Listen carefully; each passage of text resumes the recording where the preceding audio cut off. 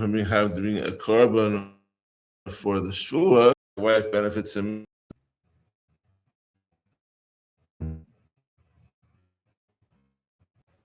This thing bombed out of me.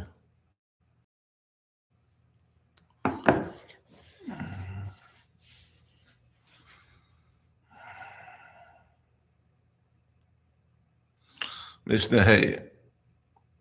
I don't know if this is working or not. My timer just restarted. I guess we'll see the video when it comes out. Okay. If this is cut off, I apologize. There's some tech issues here going on here, so we'll see later. I need to redo some of this later. I'll redo it, but I don't know. Mishnah Hey, Echad Dvarim Shel Atzmo Shel Echad Dvarim Shel Achim. The law of an oath of declaration applies both to matters that relate to himself as well as to matters that relate to others. Echad Dvarim Sheyesh Behem Mamish, Echad Dvarim She'ein Behem Mamish. And it applies both to matters that have as well as to matters that do not have substance. Kate said, an example is how does this work? The person says, I swear that I will give a gift to a certain person, or that I will not give him a gift. Or he says, I swear that I give a gift to a certain person, or that I did not give him a gift. The person says, I swear that I will sleep, or that I will not sleep. Or he says, I swear that I slept, or that I did not sleep. Or swear the yam or he says, I swear that I will throw a pebble into the sea, or that I will not throw a pebble to the sea. He says, or he says that I threw a pebble into the sea, or that I did not throw a pebble into the sea. These are all examples. Rabbi Shmuel says, the person is not chayav to bring a korban except for oaths about the future. Shenamar, the hara or the hativ, where it says in the pasuk that teaches the oath, the oath, the Shevuos bitoy, that if a person will swear to do harm or to do good, that this pasuk clearly refers to actions that will be done in the future. Amar Rabbi Akiva said to him, Im kain in the other dvarim sheyesh behen hara v'hatava. If so, that the words of this pasuk must be taken so literally that we know that a korban is brought for matters that have in them harm or good. Dvarim she'ein behen hara v'hatava minayin. From where we know that a korban that is brought even for matters that do not have in them harm or good, so just throwing or not throwing a pebble into the sea. Amalo, Yiribaya Kasev, Shmuel said to him, we know from an inclusion in the pasuk, Amal in the pasuk, because the pasuk says to do harm or to do good, anything that person will declare in an oath. So the word anything implies something beyond harm or good, namely that things that are neither. Amalo im riba kasu l'chach, riba kasu l'chach. Rekiva said to him, if the pasuk indeed includes an oath that does not involve doing harm or good, then the pasuk should also include the oaths that concern the past. This machlokas between Rabbi Shmuel and Rabbi Akiva is based on two different approaches to interpreting the inclusionary words. But the Newer talks more about that. Okay, Mishnah Vav. Nishba levar teles a mitzvah v'lo. If a person swore to violate a mitzvah and he did not violate it, pater, he is not chayav during a korban because an oath, a shvur, cannot take effect against something that the Torah requires a person to do or not to do. L'kayim v'lo kiyem pater. Similarly, if he swore to fulfill the mitzvah and did not fulfill it, he is not chayav during a korban because such an oath does not take effect. Shahaya b'din shehechayib k'divrei Rabbi Yehuda ben Beseira. Now it would have been logical to say that he should be obligated in this case, as Rabbi Yehuda ben Beseira indeed says.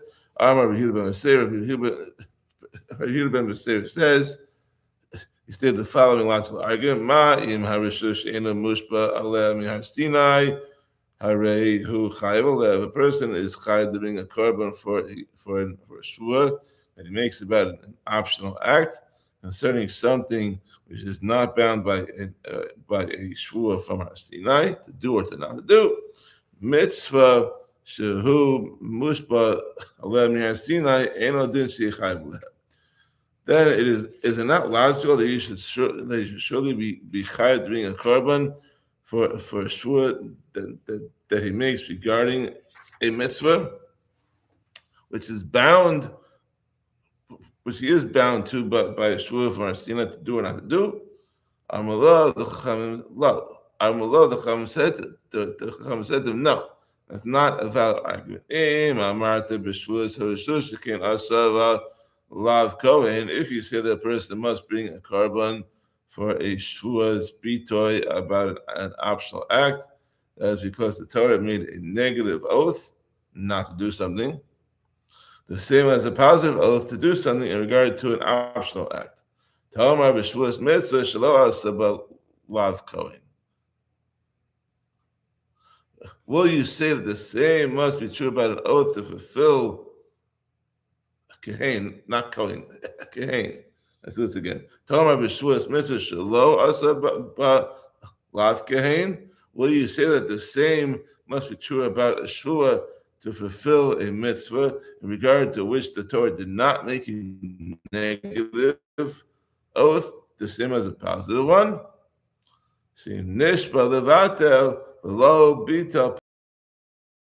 That if a person swore to violate a mitzvah, he is not chayav to bring a korban, as we learned at the beginning of this Mishnah.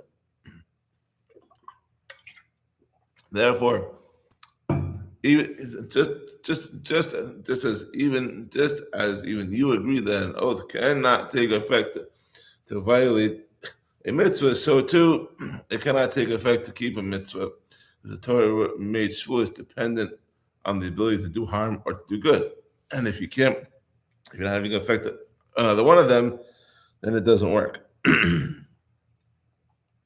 Mishnah Zayin. Shvuah shelo achal kikazu, shvuah shelo achlena, shvuah shelo achal kikazu, shvuah shelo achlena, shvuah shelo achlena. Okay, if a person says, I swear that I will not eat this loaf of bread, then he repeats the oath several times. He's saying, I swear that I will not eat it, or I swear that I will not eat it. And then he ate it. He is chayav to bring only one korban, because only the first shvuah took effect. Zuhi shvuahs b'itoy shechayav and also done hamakus. The oath of declaration, of which a person is chayav malchus for intentionally violating it. But and to a variable chatas offering for violating it unintentionally. Shvuahs shav chayiv and also dona malchus while she goes to potter. Now we're going to move into a shvuah shav. We finished the shvuahs bitoy. Now shvuah shav is a vain oath. So what's a vain oath? A vain oath is a oath that's taken in vain. Pretty simple. Which we're going to talk about in the next Mishnah.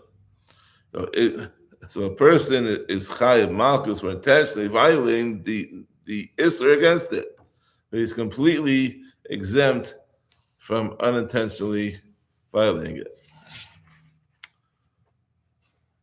Okay. Where are we? Here. Okay. Mishnah Ches. So, Ezohi shvuah. What is a vain oath? So the first type, Nishba l'shana says hayadu la'adam. It's an oath in which a person swears to contradict what is known to people.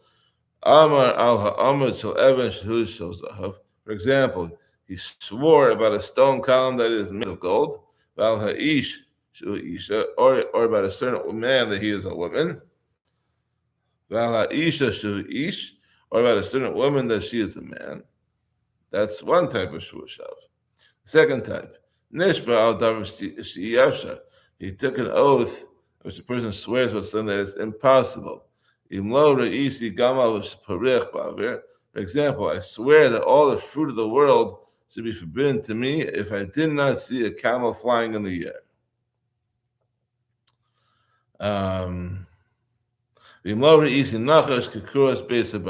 Or if I did not see a snake like the beam of an olive press. These things are just ridiculous. There's no way that this is even true. It's impossible. The third type, the person says to witnesses who know things that would be helpful to them in court, come and testify for me. Then and they replied that we swear that we will not testify for you. This is a Shevuos Shav. Nishpa levata as a mitzvah, because this is a case of someone swearing to violate a mitzvah. Similarly, if someone makes a shvua not to make on sukkahs, or to take a lulav on sukkahs, or to put tefillin, or not to put tefillin, he is chayiv for making a Shevuos Shav.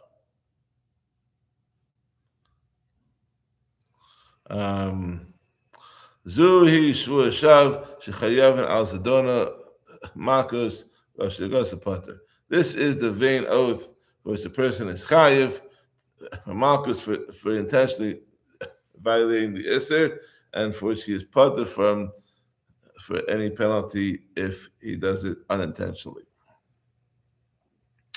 Mishnah Tes. Shevuos she'achal kikar zu, Shevuos lo achlena. A person says, I swear that I will eat this loaf of bread, and then he says, I swear that I will not eat it. Harishona Shevuos bita, v'ashniya Shevuos Shav. The first oath is an oath of declaration, and the second one is a vain oath, since it's a shvua to violate a mitzvah. Therefore, achla avar al Shevuos Shav, a vain oath. Lo avar al Shevuos bita. If he did not eat it, he has violated an oath of declaration as well. Mishnah Yud. Shevuos bita are generally qualified to testify in court, and those who are disqualified from testifying. Bifnei Beis or shlo bifnei Beis, and to shevuos that are made in court or out of court. Pi atzmo, provided that the oath comes from his own mouth and is not imposed on him from the mouth of others. A person is chayav for malchus for intentionally violating it, and to a korban olav yored, which is a variable korban chatas for violating it unintentionally. And finally, Mishnah Yud Aleph, Shevuos Shav Noheges Be'anashim. The halacha of a Shevuos Shav, of a vain oath, applies to both men and women. Rechokim, both for strangers and relatives. B'ksherim psulim, from the other, vain oath exempt for unintentionally violating. In the case of both this one and that one, if the oath was imposed upon him by others, and the person is chayiv for punishment, but only in the circumstance that the Mishnah will say now. It's a ketzad, so how so? If he says, I didn't eat today, or I did not put on tefillin today, but his statements were not expressed as a shvua, mashbiacha ani v'amar amen. And then someone said to him, I impose your statement upon you as an oath, and he responded, amen. Chayiv, he is chayiv, malchus, or a korban, because saying amen to a shvua is like saying the oath himself. That's all for today. Hopefully this recording was okay. Have a wonderful day. We'll see you tomorrow for Perek Dalet. Have a wonderful day.